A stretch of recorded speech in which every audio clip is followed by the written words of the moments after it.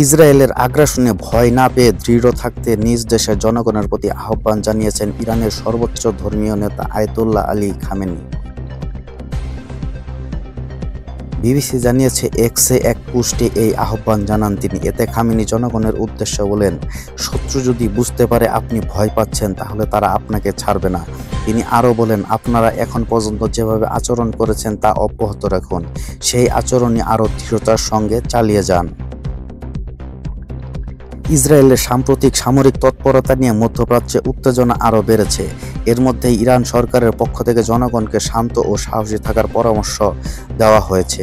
আন্তর্জাতিক অঙ্গনে যখন উত্তেজনা চরমে, তখন এমন বার্তা ইরানি জনগণের মনোবল বৃদ্ধিতে ভূমিকা রাখবে বলে মনে করছেন বিশ্লেষকরা।